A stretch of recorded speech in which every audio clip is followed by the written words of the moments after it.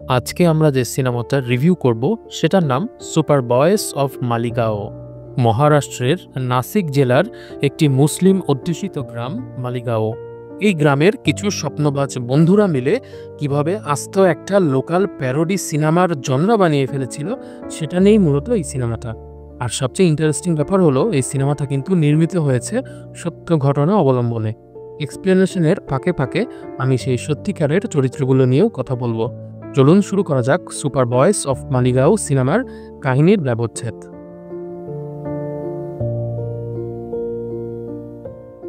সিনেমাটি শুরু হয় নাসির শেখকে দেখিয়ে, যে মালিগাঁওতে থাকে এবং তার বড় ভাইয়ের সাথে একটি সিনেমা পার্লার চালায়। তার আরেকটা সাইড বিজনেস আছে, সেটা হলো তার বন্ধু আকরামের সাথে মিলে ভিডিও ক্যামেরা দিয়ে এলাকার বিভিন্ন বিয়ের অনুষ্ঠান ভিডিও করা। তারা যেখানে থাকতো সেটা ছিল প্রত্যন্ত একটা গ্রাম। সেখানকার মানুষের পক্ষে শহরে গিয়ে সিনেমা দেখা সম্ভব হতো না, তাই শহর থেকে বিভিন্ন সিনেমার ক্যাসেট এনে ভিসিআরে চালিয়ে প্রজেক্টর দিয়ে অনেকটা সিনেমা হলের ফ্লেভার দেওয়ার চেষ্টা ছিল তাদের ভিডিও পার্লারে। সাধারণত তারা সমকালীন জনপ্রিয় হিন্দি সিনেমাগুলো প্রদর্শন করত, আর গ্রামের সবাই সেই সিনেমাগুলো দেখতে বেশ আগ্রহী ছিল। তবে নাসিরের ইচ্ছে ছিল বিভিন্ন বিদেশি সিনেমাগুলো হলে এনে দেখানোর। সেই চিন্তা করে সে চার্লি চ্যাপলিনের সিনেমা এনে গ্রামে দেখানো শুরু করে। কিন্তু চার্লি চ্যাপলিনের সিনেমাটা গ্রামের সাধারণ মানুষের মধ্যে কেউই দেখতে তেমন একটা আগ্রহী ছিল না, যার কারণে তাদের আয় অনেকটাই কমে যায়। ফলে নাসিরের ভাই তাকে শহরে গিয়ে একটা ভালো বলিউড সিনেমা আনার নির্দেশ দেয়, কারণ পাশের থিয়েটারেই আর একটা হিন্দি সিনেমা চলছিল যা খুব ভালোই বিক্রি হচ্ছিল। পরদিন নাসির তার বন্ধু শফিককে নিয়ে শহরে যায় একটা নতুন সিনেমার ক্যাসেট আনতে। তার বন্ধু শফিক শ্রমিক হিসেবে একটা মিলে কাজ করত, কিন্তু তার দুটি বিষয়ে খুবই ফ্যাসিনেশন ছিল। এক, সিনেমার নায়ক হওয়া, আর দুই, কোনো একদিন প্লেনে চড়ে আকাশে ওড়া। যাই হোক, শহরে গিয়ে ভিসিআরের ক্যাসেট কেনার সময় নাসির খেয়াল করে দোকানে বিভিন্ন সিনেমার দুটো আলাদা ভার্সন বিক্রি হচ্ছে, হারাম ভার্সন এবং হালাল ভার্সন। ব্যাপারটা বোঝার জন্য সে লোকের কাছে বিস্তারিত জানতে চায়। সেখানে সে দেখতে পায় কিভাবে লোকেরা বিভিন্ন সিনেমা থেকে অ্যাডাল্ট সিনগুলো কেটে আলাদা করে নতুন ক্যাসেট বানায়। যেই ক্যাসেটে অ্যাডাল্ট সিন থাকে সেটা হারাম ভার্সন, আর যেটাতে থাকে না সেটা হালাল ভার্সন। এভাবে ভিসিআরের মাধ্যমে ব্ল্যাঙ্ক ক্যাসেটে ভিডিও রেকর্ড করার সিস্টেম শিখে সেটা নিজেদের সিনেমা থিয়েটারে অ্যাপ্লাই করে নাসির। সে বিভিন্ন হলিউড সিনেমা থেকে মজার সিন এবং অ্যাকশন সিনগুলো কেটে কেটে রেকর্ড করে একটা আলাদা ক্যাসেট বানায়। কারণ নাসিরের ধারণা গ্রামের মানুষেরা চায় ভরপুর অ্যাকশন এবং কমেডি। তার ফলাফলও সে পায় হাতে হাতে। সবাই এই কাটপিস সিনেমা দেখে অনেক এনজয় করে, ফলে নাসিরদের ভিডিও পার্লারের ব্যবসা ফুলে ফেপে ওঠে। নাসির সিনেমা ব্যবসার পাশাপাশি বিভিন্ন বিয়ের অনুষ্ঠানে ভিডিও শুটিংয়ের কাজ চালিয়ে যাচ্ছিল। সেদিন যে বিয়েতে তারা কাজ করছিল সেখানে এসেছিল বিখ্যাত কমেডিয়ান আসিফ সাহেব, যার পুরো নাসিক জেলা জুড়ে অনেক নামডাক। তাকে দেখার জন্য পুরো গ্রামের লোকজন যেন সেই অনুষ্ঠানে ভিড় করে। এখানে আমরা দুজন মেয়েকে দেখতে পাই। প্রথমজন ছিল সাবিনা, যে নাসিরকে খুবই পছন্দ করত, কিন্তু নাসির পছন্দ করত মাল্লিকা নামের আরেকটি মেয়েকে। সেদিন অনুষ্ঠান শেষে মাল্লিকাকে নিয়ে নাসির নিজের থিয়েটারে ব্রুস লির সিনেমা দেখছিল। মাল্লিকা নাসিরকে জানায় তার বাবা তার জন্য বিয়ের পাত্র দেখছে। নাসির মাল্লিকাকে বলে এখন তার থিয়েটার ব্যবসা ভালোই চলছে, তাই সে শীঘ্রই মাল্লিকার বাসায় বিয়ের প্রস্তাব নিয়ে আসবে। তবে নাসিরদের ব্যবসায় পরদিন ধস নামে যখন পুলিশ সেখানে এসে সবকিছু ভাঙচুর করতে শুরু করে।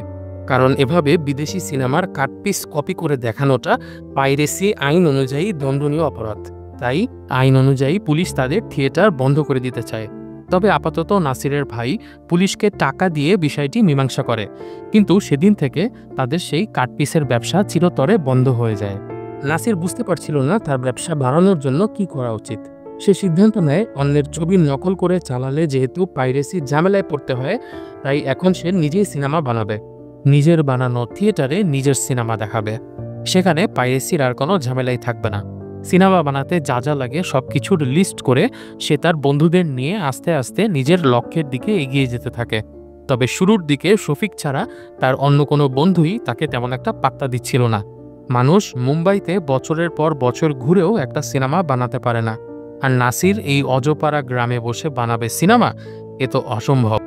নাসিরের ভাইও চায় নাসির এসব বাদ দিয়ে তাদের কাপড়ের দোকানে বসুক। সেদিন রাতে তারা মল্লিকার বাড়িতে যায় বিয়ের প্রস্তাব নিয়ে। মাল্লিকার বাবা খুবই ধার্মিক প্রকৃতির লোক ছিলেন।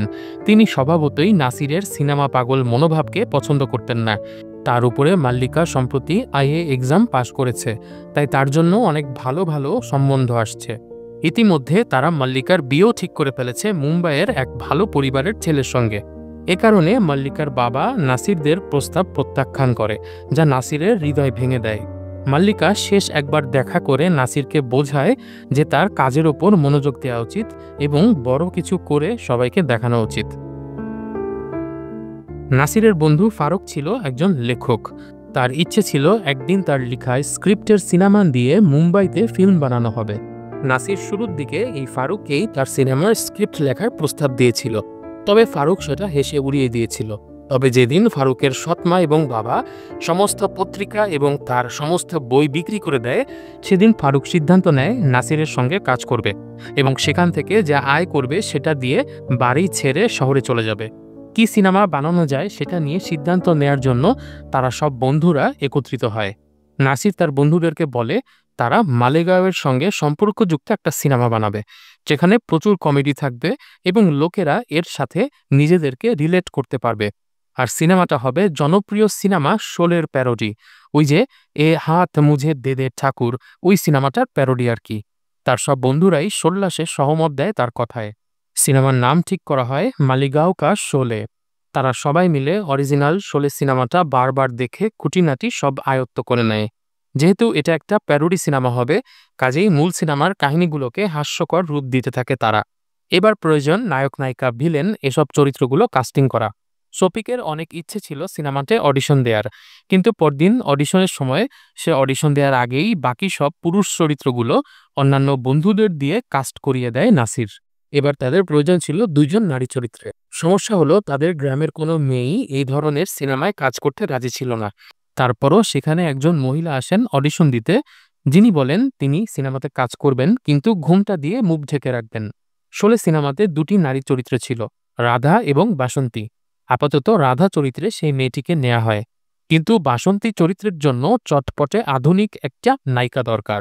পাশের গ্রামের একটা অনুষ্ঠানে ভিডিও রেকর্ডিংয়ের কাজ করতে গিয়ে নাসির তার বাসন্তীকে পেয়ে যায়। সে অনুষ্ঠানে তৃপ্তি নামের একটি মেয়ে নাচছিল, যাকে সবাই সেই এলাকার জুনিয়র মাধুরী দীক্ষিত বলে ডাকত। নাসির প্রোগ্রাম শেষে তৃপ্তির সাথে সিনেমাতে অভিনয় করবে কিনা সে ব্যাপারে কথা বলে। তৃপ্তি তাকে বলে সে সিনেমাতে কাজ করতে রাজি আছে, কিন্তু প্রতিদিন 1000 রুপি করে নেবে। নাসির সে সময় ছোট্ট পরিসরে তৃপ্তির একটা অডিশনও নিয়ে নেয় এবং তৃপ্তির অভিনয় আর এক্সপ্রেশন দেখে নাসির বাসন্তীর চরিত্রে তাকে ফাইনাল করে ফেলে। আস্তে আস্তে শুটিং শুরু করে তারা। ডাকাত গাব্বার সিং এর চরিত্র হয়ে যায় রাব্বার সিং। তাদের কাছে আধুনিক কোনো শুটিং সরঞ্জাম ছিল না। সাইকেলের উপর ক্যামেরা সেট করে রোলার বানিয়ে চলতে থাকে শুটিং। তারা কেউই প্রফেশনাল না হওয়ায় শুটিংয়ে বারবার ভুল হচ্ছিল। কেউ ডায়ালগ ভুলে যাচ্ছিল, কখনো ক্যামেরার রেকর্ড বাটন চাপতে ভুলে যাচ্ছিল, এরকম। এসবের মধ্যেই এগিয়ে যায় তাদের শুটিং। পরদিন তৃপ্তি তাদের সঙ্গে কাজ করা শুরু করে। এখানে আমরা জানতে পারি তৃপ্তি বিবাহিত এবং তার একটা ছোট্ট সন্তানও রয়েছে। কিন্তু তৃপ্তির স্বামী তাকে মারধর করত, তাই তৃপ্তি তার স্বামীকে ছেড়ে দিতে চাচ্ছিল। তৃপ্তির জন্য শুটিং সেটে একটা সিএনজির ভেতরে মেকআপ রুমের ব্যবস্থা করা হয়। প্রথম দিন থেকেই তৃপ্তির সঙ্গে শফিকের একটা বন্ধুত্বপূর্ণ সম্পর্ক তৈরি হয়ে যায়। সেদিন রাতে নাসির দেখতে পায় তার বন্ধু আকরাম একটা বিয়ের ভিডিও শুট করতে যাচ্ছে। এতদিন ধরে তারা কাজ করছে, কখনোই আকরাম তাকে না জানিয়ে একা কোনো বিয়ের ইভেন্ট শুট করতে যায়নি, তাই নাসিরের সন্দেহ হয়। এরপর নাসির নিজেই তার সঙ্গে আসে এবং সে দেখে যে তার ভালোবাসা মাল্লিকার বিয়ে হচ্ছে, এবং এ কারণেই তার বন্ধু নাসিরকে কিছু বলেনি। নাসির এটা দেখে মন খারাপ করে, তবুও সে মাল্লিকার বিয়ের ভিডিও পুরোটাই শুট করে। এই ঘটনা মানসিকভাবে নাসিরকে আরও শক্ত করে যে তাকে কিছু একটা করে দেখাতেই হবে। তবে সিনেমা বানাতে নাসিরের অনেক টাকা খরচ হচ্ছিল। স্থানীয় দেশলাই কোম্পানির মালিক ইসমাইল সাহেব অবশ্য সিনেমার মধ্যে তার ম্যাচের একটা বিজ্ঞাপন দেখানোর শর্তে 8000 টাকা স্পন্সর করে নাসিরকে। তবে এ ব্যাপারটা স্ক্রিপ্ট রাইটার ফারুকের একদমই পছন্দ হচ্ছিল না। তার মতে এ ধরনের বিজ্ঞাপন সিনেমায় দেওয়া উচিত না। এভাবেই নানা ঘাত প্রতিঘাতের মধ্য দিয়ে অবশেষে তাদের মালিগাঁও কা শোলে সিনেমার শুটিং শেষ হয়। সিনেমাটা দেখানোর জন্য নতুন করে সাজানো হয় নাসিরের ভিডিও পার্লারটি। যেদিন তাদের সিনেমার প্রথম শো দেখানোর কথা ছিল, সেদিন খুব টেনশনে পড়ে যায় তারা। সন্ধ্যা পর্যন্ত একজন দর্শকও আসে না। তবে সিনেমা শুরু হবার কিছু সময় আগে থেকে অনেকেই আসা শুরু করে। সিনেমাটা দর্শকেরা একদম মনের গভীর থেকে উপলব্ধি করতে পারে। যদিও সিনেমাটা শোলে সিনেমার কাহিনীকে প্যারোডি বা ব্যঙ্গ করে বানানো, কিন্তু সিনেমাটির লোকেশন এবং প্রতিটি চরিত্রে যেন গ্রামবাসী খুঁজে পেতে থাকে নিজেদের আনন্দকে। শো শেষ হওয়ার সাথে সাথে সবাই উল্লাসে ফেটে পড়ে। নাসির আর বন্ধুরা সবাই খুশি হয়ে যায়, কারণ মানুষ এই সিনেমাটা খুবই পছন্দ করেছে। সবাই সিনেমাটার প্রশংসা করা শুরু করে। তাদের সিনেমাটা কয়েকদিন খুবই ভালো চলে, ফলে আশেপাশের সিনেমা হলের মালিকেরাও ভাড়া নিয়ে সিনেমাটা দেখানো শুরু করে। নাসিরের সিনেমা বানানোর খরচ উঠিয়ে আরও অনেক টাকা লাভ হয়, যেই টাকা দিয়ে সে একটা দামি মোটরসাইকেল কিনে ফেলে। তবে স্ক্রিপ্ট রাইটার ফারুক মনে করত রাইটারই হলো সিনেমার জনক। কিন্তু সিনেমা শেষে পুরো গ্রামের মানুষেরা নাসিরকে যেভাবে সমাদর করা শুরু করে, ফারুক বা অন্যদেরকে তেমন একটা দাম দেয় না। এই ব্যাপারটা নিয়ে ফারুকের মধ্যে একটা ক্ষোভ তৈরি হয়েছিল। ফারুকের সঙ্গে নাসিরের কথা ছিল প্রথম সিনেমাটা বানানোর পর দ্বিতীয় সিনেমাটা ফারুকের লিখা মৌলিক গল্প ডিটেকটিভ মালিগাঁওয়ের কাহিনী অনুযায়ী বানানো হবে। কিন্তু নাসির ঘোষণা করে যেহেতু শোলে সিনেমার প্যারোডি এত জনপ্রিয় হয়েছে, তাই এরপরে সে আরেকটা প্যারোডি বানাবে। কিন্তু ফারুক আর প্যারোডি সিনেমাতে কাজ করতে আগ্রহী ছিল না। নাসিরের ওভার কনফিডেন্স দেখে সে খুবই ক্ষিপ্ত হয়ে ওঠে এবং তাদের মধ্যে ঝগড়া এক পর্যায়ে হাতাহাতিতে রূপ নেয়। সেই ঘটনার পর ফারুক নাসিরের সঙ্গে রাগ করে সেই শহর ছেড়ে চলে যায় এবং যাবার আগে তাদেরকে চ্যালেঞ্জ করে যায় সে মুম্বাই গিয়ে তার মৌলিক কাহিনীর উপর সিনেমা বানিয়ে দেখাবে। এরপরে কেটে যায় ৮ বছর। শোলে সিনেমার পর নাসির মালিগাঁও কি শান নামের শান সিনেমার একটি প্যারোডিও বানিয়ে ফেলে। নাসির সিনেমা জগৎ নিয়ে ডুবে থাকায় তার বড় ভাই তার বিয়ে ঠিক করে সেই সাবিনার সঙ্গে, যে নাসিরকে খুবই পছন্দ করত। তবে সত্যি বলতে নাসির কখনো তার প্রথম প্রেম মল্লিকাকে ভুলতে পারেনি। সে কারণেই সে বিয়ের পর সাবিনার সঙ্গে শুরুর দিকে খুবই অস্বস্তিতে পড়ে যেত। তবে সম্পর্ক গাঢ় করার জন্য সাবিনার কাছেও তেমন একটা তাড়া ছিল না। সে বর্তমানে আইন বিষয়ে পড়াশোনা করছে। পড়াশোনা শেষ করেই সে সংসারে মনোযোগী হতে চায়।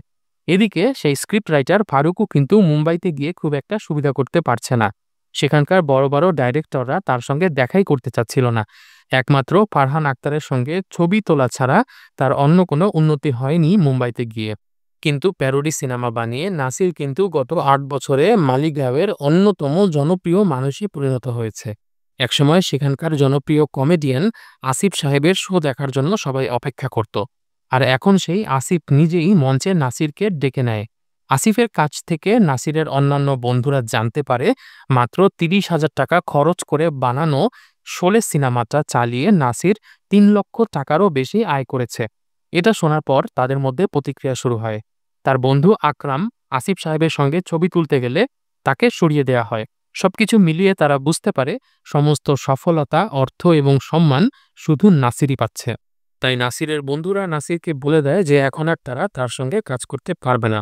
তাদের কাছে শহরের অনেকের কাছ থেকেই অভিনয়ের প্রস্তাব এসেছে, যেখানে তারা টাকা এবং সম্মান উভয়ই উপার্জন করতে পারবে।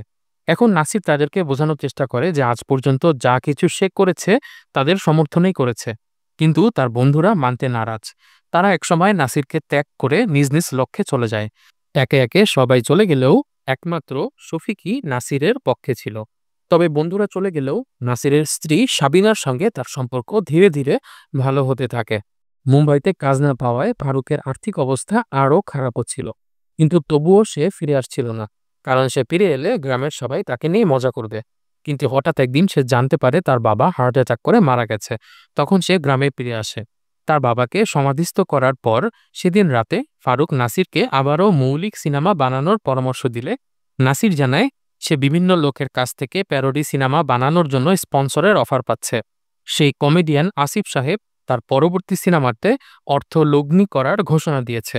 তবে নাসির এভাবে টাকার পেছনে ছুটছে দেখে ফারুক অনেক ক্ষিপ্ত হয়ে যায়। সে নাসিরকে কটাক্ষ করে কথা বলে। নাসিরও পাল্টা ফারুককে নিয়ে মজা নেয়, কারণ ফারুক যাওয়ার আগে চ্যালেঞ্জ করে গিয়েছিল সে মুম্বাইতে নিজের সিনেমা বানিয়ে দেখাবে। অথচ ৮ বছর হয়ে গেছে সে কিছুই করতে পারেনি। এসব নিয়ে তাদের মধ্যে আবারও ঝগড়া হয় এবং ফারুক গ্রাম ছেড়ে চলে যায়। নাসির সেই কমেডিয়ান আসিফ সাহেবের সাথে মিলে তার পরবর্তী সিনেমা বানানো শুরু করে। কিন্তু এখন তার সঙ্গে তার বন্ধু শফিক ছাড়া আর কেউই ছিল না।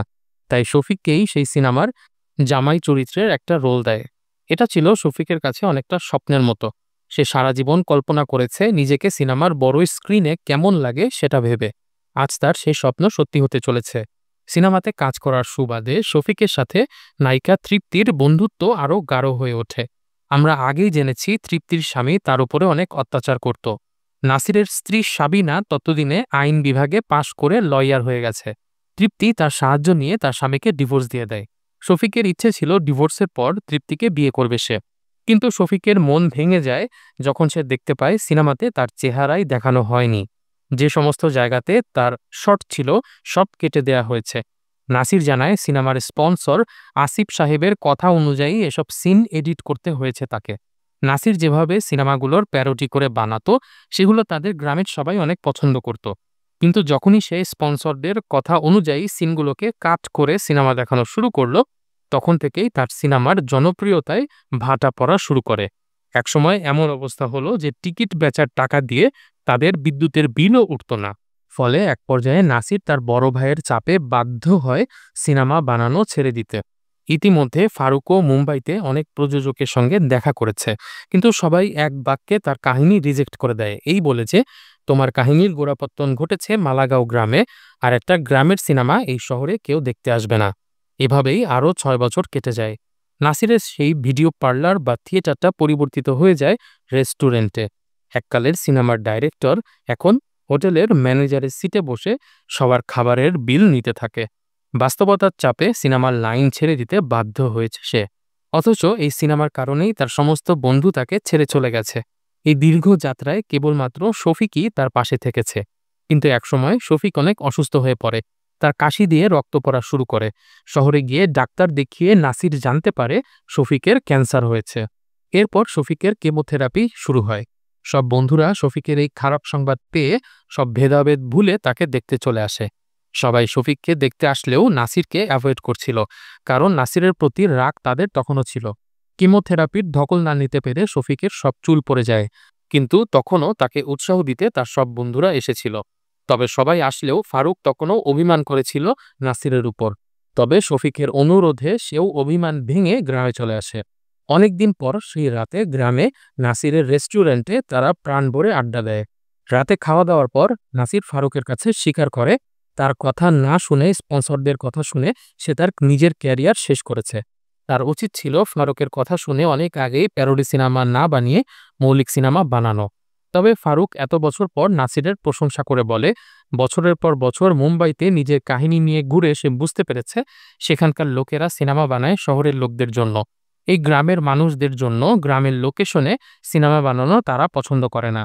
নাসির যে মালেগাঁওতে বসে মালেগাঁওয়ের মানুষের জন্য এত সুন্দর সিনেমা বানিয়েছে, এটাই এই গ্রামে তাকে অমর করে রাখবে। ধীরে ধীরে শফিকের অবস্থা আরও খারাপ হতে থাকে। এক পর্যায়ে ডাক্তার আর কোনো চিকিৎসায় কাজ হবে না বলে জানিয়ে দেয়। শফিকের হাতে ছিল আর মাত্র কয়েক মাস। নাসির জানত শফিকের জীবনে খুব ইচ্ছে ছিল বড় পর্দার সিনেমার নায়ক হওয়া।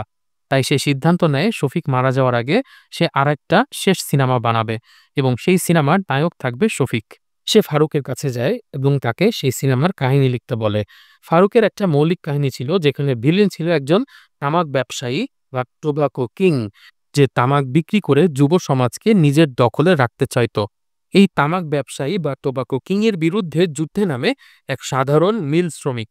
নাসির এই মিল শ্রমিকের চরিত্রটিকে সুপারম্যান চরিত্রে রূপ দিতে বলে, এবং সেই সাথে ফারুককে ৫,০০০ টাকা অ্যাডভান্স দিয়ে দেয় সিনেমার কাহিনী লেখার জন্য। আর সব বন্ধুদের সাথে এই আইডিয়াটা সে শেয়ার করে, এবং সবাই শফিকের জন্য শেষবারের মতো আরেকটা সিনেমা বানাতে রাজি হয়। শফিকও নায়কের চরিত্রে অভিনয় করবে শুনে আবেগে আপ্লুত হয়ে পড়ে।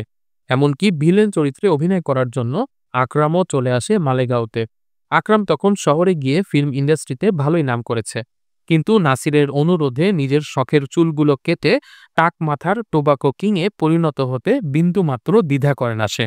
সিনেমা বানানোর খরচ হিসেবে সাবিনা তার রোজগার থেকে একটা বড় অংশ নাসিরকে দেয়। সুপারম্যানের কস্টিউম পরে শফিক যখন হাজির হয় তখন সবাই অবাক হয়ে যায়। এমনকি টাকমাথার টোবাকো কিং চরিত্রে আকরামকেও গ্রামবাসীরা সাদরে গ্রহণ করে। তারা সিনেমাটি তৈরি শুরু করে। শুটিংয়ের সময় নাসির খুব আবেগপ্রবণ হয়ে পড়ছিল, কারণ এই সিনেমায় শফিকের চরিত্রটি তার আসল চরিত্রের মতোই। শফিক যখন সিনেমাতে তার বাবাকে বিদায় জানাচ্ছিল বা সে যখন আকাশে উড়ে যাচ্ছিল, তখন নাসিরের চোখ বারবার ভিজে যাচ্ছিল। কারণ তার মনে হচ্ছিল কিছুদিন পরেই তো শফিক এভাবে তাদের সবাইকে ছেড়ে আকাশে চিরদিনের জন্য চলে যাবে। এই সিনেমাতে সুপারম্যানের ওরা দেখানোর জন্য নাসির গ্রিন স্ক্রিনেরও ব্যবস্থা করেছিল, যেটা সম্পর্কে গ্রামবাসীর কোনো ধারণাই ছিল না। এভাবেই সিনেমার শুটিং শেষ হয়। সিনেমা দেখানোর জন্য নাসির তার রেস্টুরেন্টটা রিঅ্যারেঞ্জ করে একটা থিয়েটারের রূপ দেয়। মালেগাঁওয়ের সুপারম্যান সিনেমাটা দেখার জন্য পুরো গ্রাম যেন উপচে পড়ে থিয়েটার হলে। শফিক যখন নায়কের বেশে গাড়ি নিয়ে নেমে থিয়েটার হলে ঢুকে, তখন সবাই তাকে দাঁড়িয়ে স্ট্যান্ডিং ওভেশন দেয়। নায়কের এই জীবনটা খুবই উপভোগ করছিল শফিক। সিনেমা শুরু হয়। শফিক পুরো সিনেমাতে অভিনয় করে গেলেও সে জানত না গ্রিন স্ক্রিনের সামনে সে যে শটগুলো দিয়েছে সেগুলো আসলে এডিট করে তাকে আকাশে ওড়ানো হবে। সিনেমা যখন শুরু হয়, পুরো গ্রামবাসীর সাথে শফিকও অবাক হয়ে দেখতে থাকে যে সে সুপারম্যানের পোশাক পরে আকাশে উঠছে। শফিকের সারা জীবনের স্বপ্ন ছিল আকাশে ওড়া। সত্যিকারের আকাশে উঠতে না পারলেও সিনেমার সেটে সেটি দেখে শফিক আবেগে আপ্লুত হয়ে ওঠে। আর শফিকের এই খুশি হওয়াই ছিল যেন নাসিরের সবচেয়ে বড় প্রাপ্তি।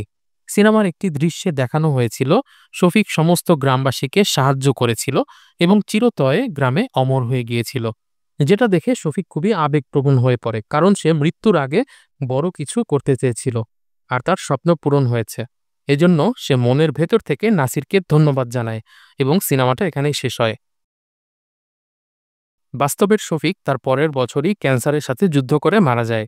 লেখক ফারুকও জীবনে খুব বেশি দূর আগাতে পারেনি। ৪৫ বছর বয়সে অতিরিক্ত মদ্যপানের ফলে সেও মারা যায়। ইরফান ব্যবসায়ী হিসেবে মনোনিবেশ করে, আলিম, আকরাম সবাই নিজের ক্যারিয়ার নিয়ে ব্যস্ত হয়ে পড়ে, আর নাসির বাকি জীবন মালেগাঁওতেই কাটিয়ে দেয়। তারা শেষ যে সিনেমাটা বানিয়েছিল, অর্থাৎ সুপারম্যান অফ মালেগাঁও, সেই সিনেমাটা কিন্তু আপনারা চাইলেই ইউটিউবেও দেখতে পারেন। সত্যিকারের নাসির, শফিক, ফারুক, আকরাম এদের সঙ্গে পরিচিত হতে চাইলে কমেন্ট বক্সে থাকা লিঙ্কে ক্লিক করে দেখে আসতে পারেন তাদের বানানো সেই সিনেমাটি, দ্য সুপারম্যান অফ মালেগাঁও। আমাদের আজকের সিনেমা এক্সপ্লেনেশন ভিডিও এখানেই শেষ করছি। সিনেমাটি ভালো লাগলে লাইক করুন, কমেন্ট করে উৎসাহিত করুন এবং এরকম আরও সিনেমা দেখতে চাইলে আমাদের চ্যানেলটি সাবস্ক্রাইব করে দিন। সবাই অনেক ভালো থাকবেন, সুস্থ থাকবেন এই কামনায় বিদায়।